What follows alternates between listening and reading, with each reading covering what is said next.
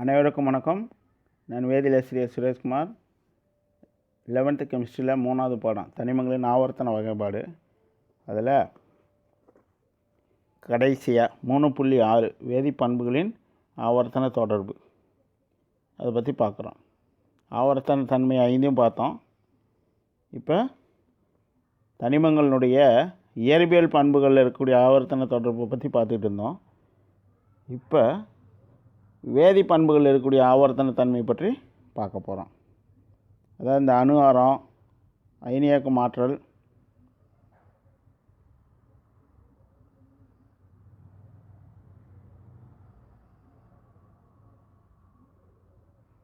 அணு ஆரம், அயனியாக்கும் ஆற்றல், அப்புறம் பார்த்திங்கன்னா எலக்ட்ரான் ஆட்டம், எலக்ட்ரான் கவர்த்தன்மை, இதெல்லாம் இயற்பியல் பண்புகள். இந்த இயற்பியல் பண்புகளுடைய ஆவர்த்தன தன்மை பற்றி தான் இது வரைக்கும் பார்த்துட்டு இருந்தோம். இப்போ அடுத்தது தனிமங்களுடைய வேதிப்பண்புகளான அந்த வினைத்திறன், தனிமங்கள் எப்படி வினை புரியுது அதனுடைய வினைத்திறன் பற்றியும், தனிமங்களுடைய இணைதிறன், அப்புறம் அதனுடைய ஆக்சிஜனேற்ற நிலை, இதை பற்றியும் நம்ம பார்க்க போகிறோம். இது எல்லாமே வேதிப்பண்புகள். இந்த வேதிப்பண்புகள் ஆவர்த்தன தன்மை எப்படி இருக்குது, ஆவர்த்தன தொடர்பு எப்படி இருக்குது, எந்த அளவுக்கு மாறுபடுது, அதை பற்றி பார்க்கலாம்.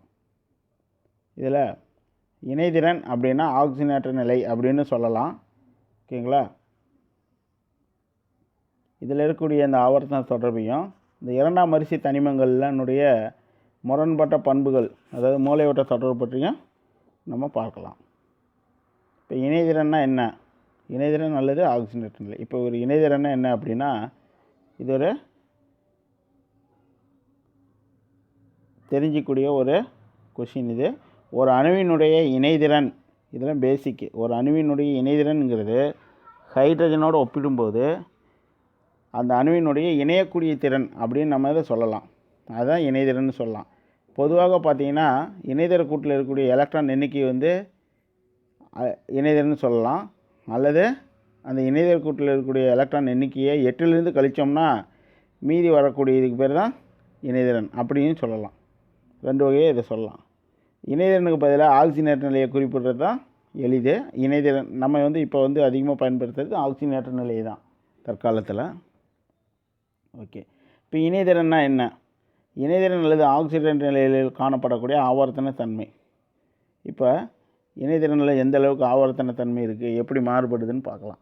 இப்போ ஒரு அணுவினுடைய இணைதிறன் அப்படின்னா அதனுடைய இணைதிற கூட்டுக்களில் காணப்படக்கூடிய எலக்ட்ரான் எண்ணிக்கை எப்படின்னு சொல்லியிருக்கோம், அல்லது 8லேருந்து கழிக்கணும்னு சொல்லியிருக்கோம். இப்போ ஒரு தொகுதியில் பார்த்தோம் அப்படின்னா எப்படி இருக்கும் அப்படின்னா, தொகுதியில் இருக்கக்கூடிய அனைத்து தனிமங்களுடைய இணைதிற எலக்ட்ரான் எண்ணிக்கை சமமாக தான் இருக்கும். அப்போ அதனுடைய அதிகபட்ச இணைதிறன் என்கிறதும் சமமாக தான், மாறாமல் ஒரே மாதிரி தான் இருக்கும். அப்போ ஒரு தொகுதினா அதனுடைய இணைதிறன் மாறாமல் இருக்கும். ஆனால் வரிசையில் பார்த்தோம்னா இணைதிற எலக்ட்ரான் எண்ணிக்கை அதிகரிக்கிறதுனால அப்போ இணைதிறனும் அதிகரிக்குது. அப்போ இணைதிறன் வரிசையில் அதிகரிக்கும். ஓகேங்களா? அடுத்தது அட்டவணை 3.16 தொகுதியில் இணைதிறனில் ஏற்படக்கூடிய மாறுபாடு. இப்போ 2 வகையான தொகுதிகள் கொடுத்துருக்காங்க. ஒன்று கார உலோகங்கள், இது தொகுதி 1. அடுத்து பார்த்திங்கன்னா தொகுதி 15. ஓகேங்களா? இப்போ தொகுதி 1ல் பார்த்திங்கன்னா lithium, sodium, potassium, rubidium, caesium, ஃப்ரான்சியங்கிற தனிமங்கள் இருக்குது. இதில் இணைதிற எலக்ட்ரான் எண்ணிக்கை பார்த்திங்கன்னா இணைதிற கூட்டில் எல்லாத்துலேயுமே ஒரு எலக்ட்ரான் தான் இருக்குது. லித்தியம் பார்த்திங்கன்னா 2s1 வரும், சோடியம் பார்த்தோம்னா 3s1 வரும், பொட்டாசியம் 4s1 இருக்கும். ஏன்னா அது 4வது கூட்டில் வரிசையில் இருக்குது. அதனால் 4வது கூட்டினுடைய எஸ்ஆர்பியில் தான் முடியும். ருபீடியம் பார்த்திங்கன்னா 5s1, சீசியம் பார்த்திங்கன்னா 6s1, ஃப்ரான்சியம் பார்த்திங்கன்னா 7வது வரிசையில் இருக்குது. அதனால் 7s1. அப்போ இணைதிறன் அப்படின்னு பார்த்தோம்னா லித்தியத்துக்கு 1, சோடியம் வரைக்கும், லித்தியத்துலேயும் சோடியம் வரைக்கும் ஒரே மாதிரி இணைதிறன் இருக்குது. அப்போ ஒரு தொகுதி அப்படின்னா அதனுடைய இணைதிறன் ஒரே மாதிரி இருக்கும். அடுத்து பார்த்திங்கன்னா தொகுதி 15னா அது நைட்ரஜன் தொகுதி தனிமம்னு சொல்லலாம். Nitrogen, phosphorus, arsenic, antimony, பிஸ்மத்து. இப்போ இதில் இருக்கக்கூடிய இணைதிற எலக்ட்ரான் எண்ணிக்கை பார்த்திங்கன்னா எல்லாத்துக்குமே 5 தான் கொடுத்துருக்கு. இப்போ ஏன்னா நைட்ரஜனுக்கு அணியன் 7, அப்படின்னா 1s2, 2s2, 2p3 அப்படின்னு வரும். ஓகேங்களா? அப்போ 2வது கூட்டில் 5 எலக்ட்ரான் இருக்குது. அதே போல் தான் எல்லாத்துக்குமே 2வது கூட்டில் 5 எலக்ட்ரான் இருக்கும். இணைதிறன் அப்படின்னு பார்த்தோம் அப்படின்னா அந்த 5ங்கிறது அப்படியே வச்சுக்கிட்டாலும் வச்சுக்கலாம் இணைதிறன்னு, அல்லது 5 வச்சுக்கலாம், அல்லது இன்னொன்று வந்து பார்த்தீங்க அப்படின்னா 8லேருந்து இந்த இணைதல் கூட்டில் இருக்கக்கூடிய எலக்ட்ரான் எண்ணிக்கை 8லேருந்து இந்த 5 கழிச்சோம்னா 3. அப்போ இணைதிறன் வந்து பார்த்திங்கன்னா 3, 5 2 வகையான இணைதிறன் இருக்குது. ஓகேங்களா? இப்போ ஒரு தனிமத்துக்கு ஒன்றுக்கு மேற்பட்ட இணைதிறன் இருந்தால் அதை மாறுபடும் இணைதிறன்னு சொல்லலாம். ஓகேங்களா? இப்போ அட்டவணை 3.17 இப்போ தொகுதியில் இணைதிறனில் ஏற்படக்கூடிய மாறுபாடு தவறாக கொடுத்துருக்கு என்னுடைய புக்கில். இது பழைய புக்கு. புதுசில் பார்த்தீங்கன்னா 3.17க்கு வந்து பார்த்திங்கன்னா வரிசையில் இணைதிறனில் ஏற்படும் மாறுபாடுன்னு சரியாக கொடுத்துருப்பாங்க. இப்போ ஆனால் அது புது புக்லேயுமே தவறாக தான் இருக்குது. முதல் வரிசைன்னு கொடுத்துட்டாங்க. ஆக்சுவலி இது 2ஆம் வரிசை. 2ஆம் வரிசையில் பார்த்தீங்கன்னா தனிமம் வந்து லித்தியத்திலேருந்து பெர்லியம் போரான் ஆரம்பித்து நியான் வரைக்கும் போகுது. இப்போ இணைதல் கூட்டில் இருக்கிற எலக்ட்ரான் எண்ணிக்கை பார்த்திங்கன்னா லித்தியத்துக்கு 1ன்னா பெர்லியத்துக்கு 2. ஏன்னா லித்தியத்துக்கு வந்து பார்த்திங்கன்னா 1:2s1. லித்தியத்துக்கு 2s1 வரும். பெர்லியத்துக்கு 2s2. போரானுக்கு பார்த்தீங்கன்னா 2s2 2p1. கார்பனுக்கு பார்த்தீங்கன்னா 2s2 2p4 இதே போல் நியானுக்கு பார்த்தீங்கன்னா 2s2 2p6ன்னு வரும். ஓகேங்களா? அப்போ இணைதல் எலக்ட்ரான் எண்ணிக்கை வரிசையில் போகும்போது அதிகரிச்சுட்டே போகும். 1லேருந்து அதிகரிச்சுட்டே போய் 1 அதிகரித்து 8 வரைக்கும் போகுது. இதுவே இணைதிறன். இப்போ இணையக்கூடிய திறன்னு சொல்லி பார்க்கலாம்.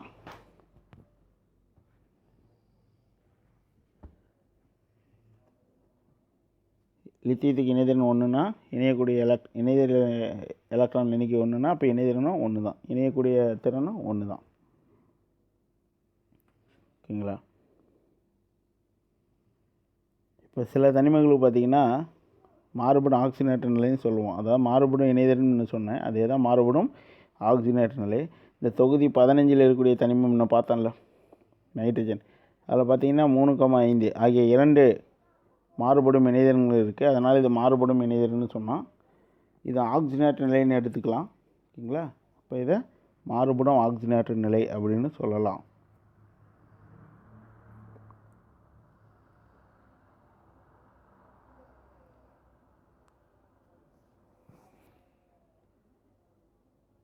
இப்போ தொகுதி 15 போலவே இடைநிலை தனிமங்களும் சொல்லக்கூடிய 3ஆவது தொகுதியிலேருந்து 12ஆவது தொகுதி வரைக்கும் இருக்கக்கூடிய இடைநிலை தனிமங்களும் சரி, லாந்தனைடுகள் ஆக்னைன்னு சொல்லக்கூடிய உள்ளிடை நிலை தனிமங்களுக்கும் சரி மாறுபடும் ஆக்சிஜனேற்ற நிலைகள் இருக்குது.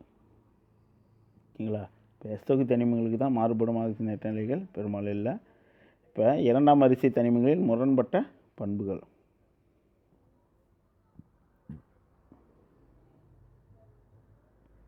இந்த இதிலேயே பார்க்கலாம்.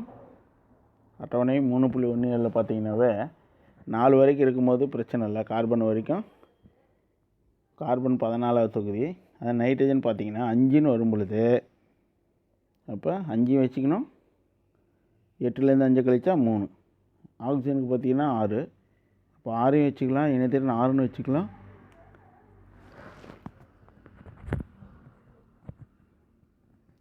எட்டுலேருந்து 6 கழிச்சா 2ன்னு வச்சுக்கலாம். ஃப்ளூரினுக்கு 7. இணைதிறன் கூட்டில் 7 எலக்ட்ரான் இருக்குது. அப்போ இணைதிறன் 7ன்னு வச்சுக்கலாம். 8லேருந்து 1 கழிச்சா 7 கழிச்சா 1 அதையும் வச்சுக்கலாம். 7,1. ஃப்ளூரினுக்கு 2 வகையான இணைதிறன்கள் 2 வகையான ஆக்சிஜன் நிலைகள் இருக்குது. நியானுக்கு பார்த்தீங்கன்னா 8ன்னு வருது. 8ன்னு வச்சுக்கலாம். 8லேருந்து 8 கழிச்சா 0 அதையும் வச்சுக்கலாம். அப்படி இருக்கிறதாகவும் கருதலாம்.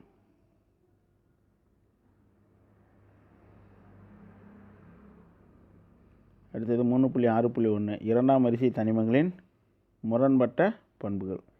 இப்போ 2வது வரிசையில் பார்த்தீங்க அப்படின்னா இதுக்கு முன்னாடி இந்த இதை பார்த்துடலாம். இப்போ ஒரு தொகுதியில் இருக்கக்கூடிய தனிமங்கள் வந்து பார்த்திங்கன்னா ஒரே மாதிரியான இயற்பியல் பண்புகளையும் ஒரே மாதிரியான வேதியியல் பண்புகளையும் பெற்றிருக்கும். இது நமக்கு தெரிஞ்ச விஷயம் தான் ஏற்கனவே. ஆனாலும் ஒரு தொகுதியில் இருக்கக்கூடிய அனைத்து தனிமங்கள்லேயும் எல்லாம் ஒரே மாதிரி இருக்கிறதில்ல.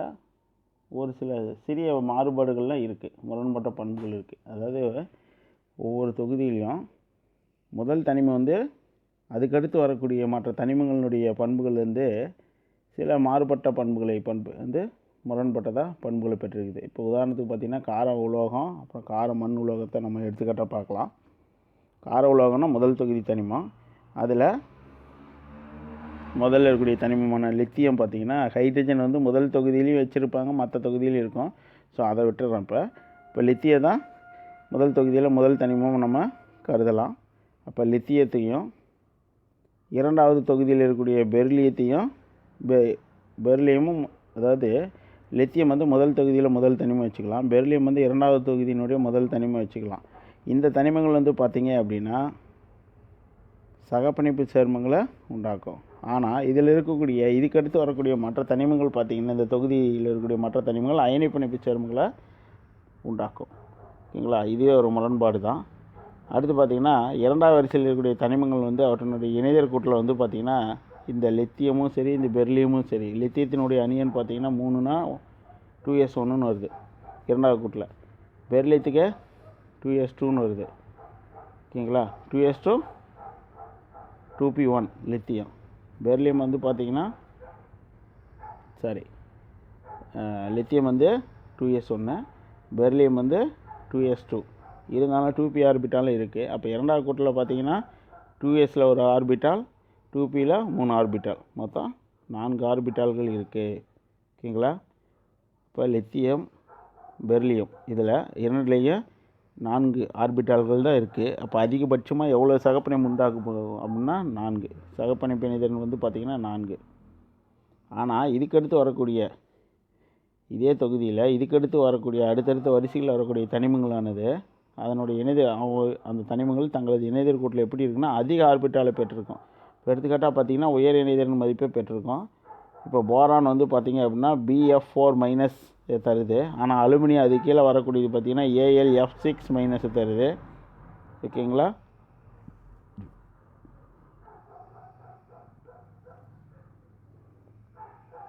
இதில் AlF6 3- வரும். BF4ங்கிறது ஒரு மைனஸு, AlF6ங்கிறது 3- உருவாக்கும். இது புது புக்கில் சரியாக இருக்கும். AlF6 3-. அப்போ இதனுடைய இணைதிறன் வந்து அதிகரிச்சிருக்கு. ஓகேங்களா? போரான் 4 ஃப்ளூரினை தருது, ஆனால் அலுமினியம் 6 ஃப்ளூரினை தருது. அப்போ அலுமினியத்தின் இணைதிறன் கூடியிருக்கு. ஓகேங்களா? அடுத்தது மூளைவிட்ட தொடர்பு. மூளைவிட்ட தொடர்புனா என்ன அப்படின்னா தனிமரிசு அட்டவணையில்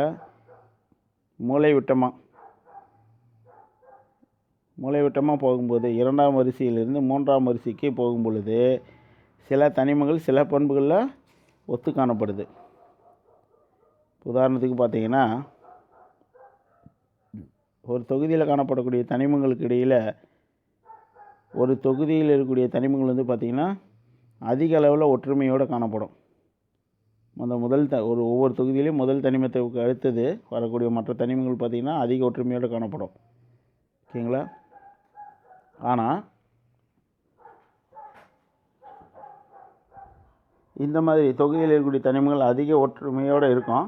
அந்த மாதிரி இல்லைனாலும் இந்த மூளைவட்டத்தில் இருக்கக்கூடிய தனிமங்கள் வந்து பார்த்திங்கன்னா குறிப்பிடத்தக்க அளவில் ஒற்றுமையோடு காணப்படும். இப்போ பார்த்திங்கன்னா லித்தியங்கிறது முதல் தொகுதி, பெரிலியங்கிறது இரண்டாம் தொகுதி, லித்தியங்கிறது இரண்டாம் வரிசை, மெக்னீசியங்கிறது மூன்றாம் வரிசை.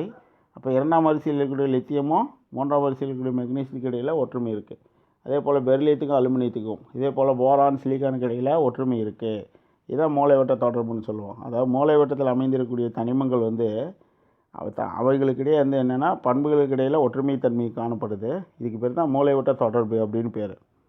அடுத்தது 3.6.2 ஆவர்த்தன தொடர்பும் வேதிவினை திறனும். ஓகேங்களா?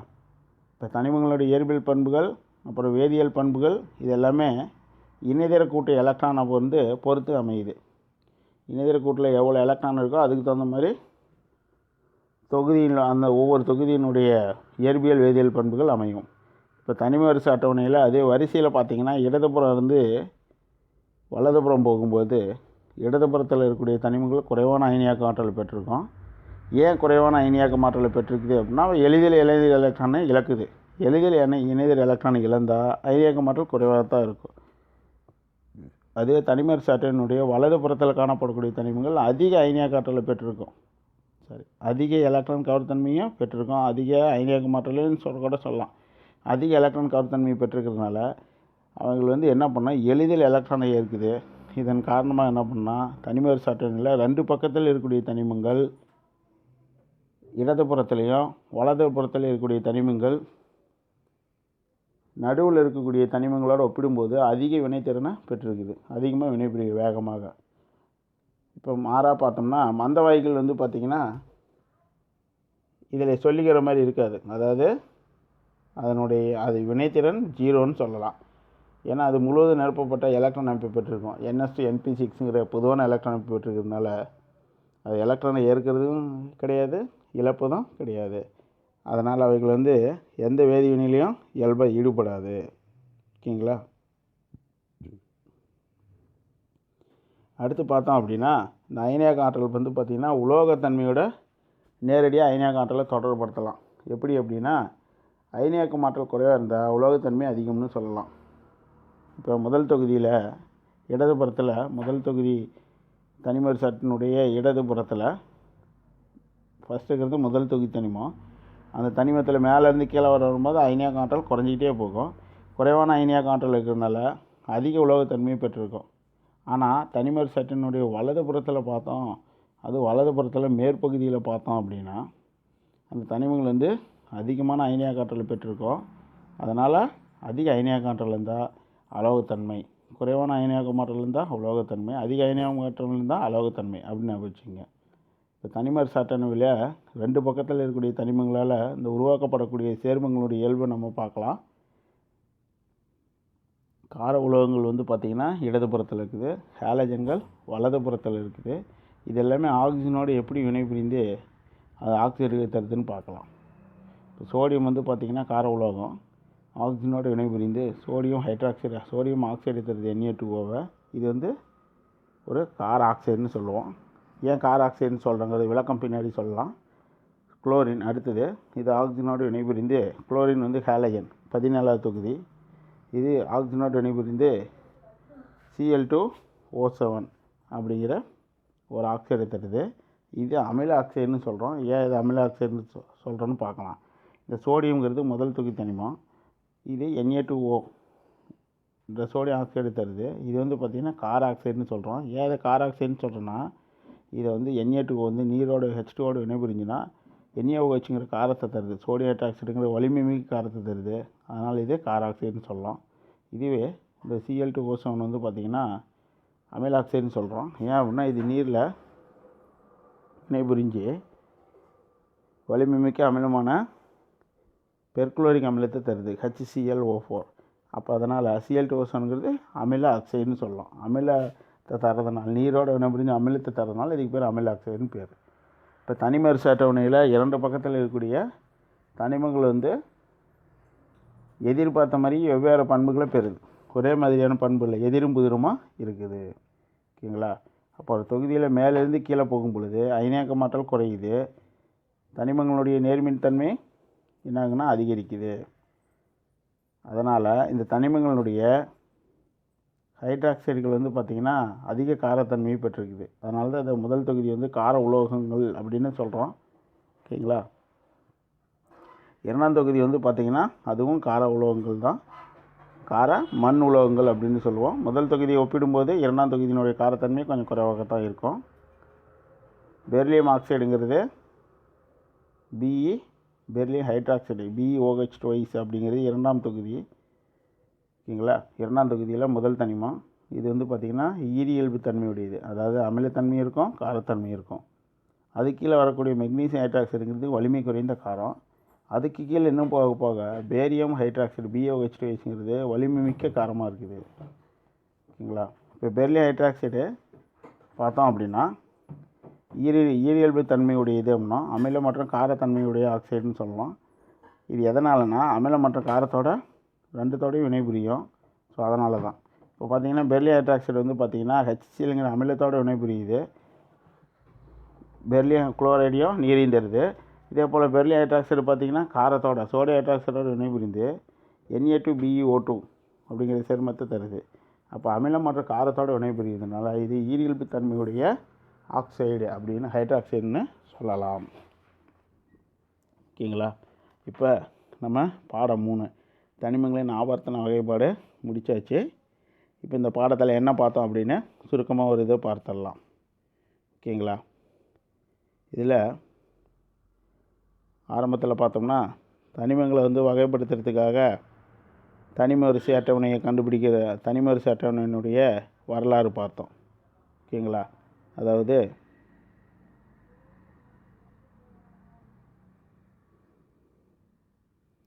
ஃபஸ்ட்டு லவாசியர்னுடைய அவர் 4 வகையில் தனிமங்களை வகைப்படுத்தினார் அப்படின்னு பார்த்தோம். ஃபஸ்ட்டு லவாசியர் வகைப்பாடு அட்டவணை, இதில் 4 இது பார்த்தோம். ஓகேங்களா? அடுத்தது பார்த்தீங்க அப்படின்னா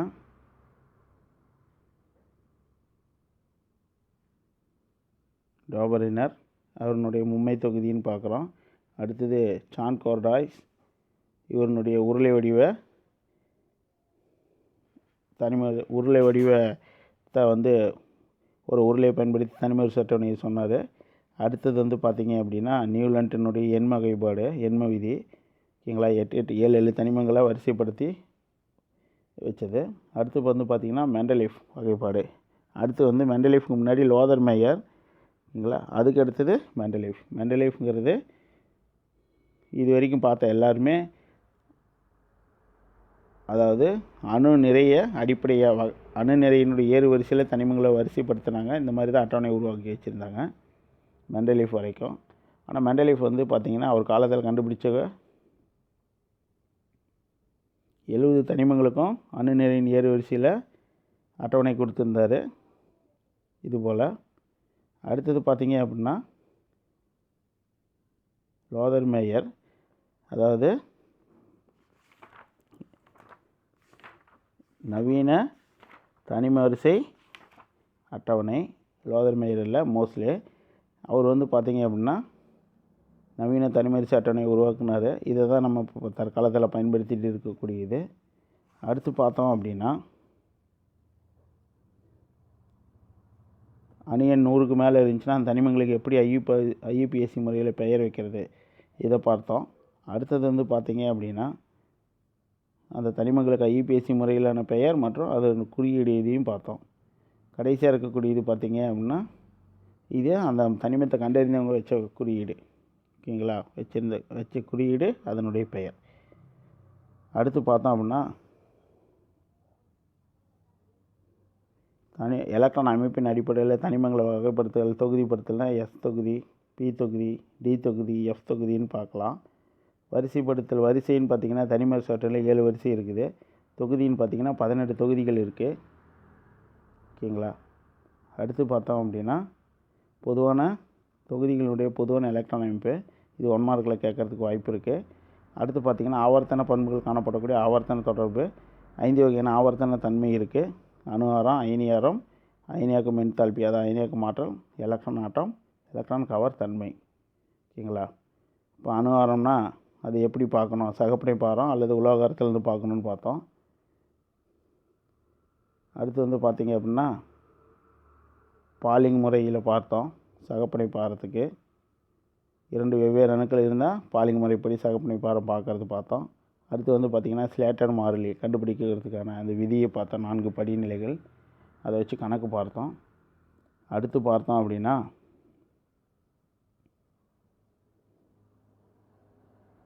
அயனியாரம்.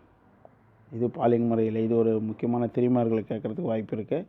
அடுத்து பார்த்திங்கன்னா அயனியாக்கும் ஆற்றல். அயனியாக்கும் ஆற்றல் என்ன, இது 2 மார்க்கில் கேட்கலாம். தொகுதியிலையும் தொடர்லையும் வரிசையில் எப்படி மாறுபடுது அப்படின்னு பார்த்தோம். அடுத்து பார்த்திங்க அப்படின்னா எலக்ட்ரான் ஆட்டம் தொகுதியில் தொடரில் எப்படி மாறுபடுது அப்படிங்கிறத பார்த்தோம். அடுத்து பார்த்தோம் அப்படின்னா எலக்ட்ரான் கவர் தன்மை. எலக்ட்ரான் கவர் தன்மை எலக்ட்ரான் கவர் தன்மை என்ன, இது 2 மார்க்கில் கேட்குறதுக்கு வாய்ப்பு இருக்குது. இது தொகுதி தொடரில் எப்படி மாறுபடுது, அதோட பாலிங் அளவீட்டு முறையில் எலக்ட்ரான் கவர் தன்மை மதிப்பு தனிமரிசை அட்டவணை மாதிரி கொடுத்துருக்காங்க, இதை பார்த்தோம். அப்புறம் பார்த்திங்கன்னா முக்கியமானது இணைதிறன் அல்லது ஆக்சிஜனேற்ற நிலை, அதாவது வேதி பண்புகளில் ஆவர்த்தன தொடர்பு, இதை இப்பொழுது பார்த்தோம். இப்போ 2ஆம் வரிசை தனிமங்களுடைய முரண்பட்ட பண்புகள் பார்த்தோம். மூலைவட்ட தொடர்பு முக்கியமான கொஷின், இதை பார்த்துருக்கோம். இது 2 மார்க்கில் கேட்குறதுக்கு வாய்ப்பு இருக்குது. இதில் இந்த லித்தியம் இந்த ஃபார்முலா எழுதி இந்த 4 லைன் எழுதணும். ஓகேங்களா? அடுத்தது ஆவர்த்தன தொடர்பும் வேதிவினை திறனும், இது பார்த்தோம். ஓகேங்களா? சரி, இப்போ நம்ம பாடம்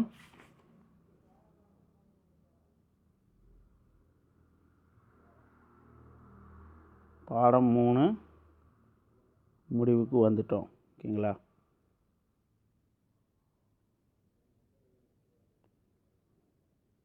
நம்ம அடுத்தது பார்க்கக்கூடியது பாடம் 4. பாடம் 4ல் நம்ம அடுத்தது இந்த பாடம் 3ல் பார்த்தீங்கன்னா 1 மார்க் கொஷின்ஸ் புக் பேக் 2 மார்க்கில் இருக்குது. இதில் கணக்கு எதுவும் இல்லை. ஸோ அதனால் நம்ம அடுத்து நேரடியாக பாடம் 4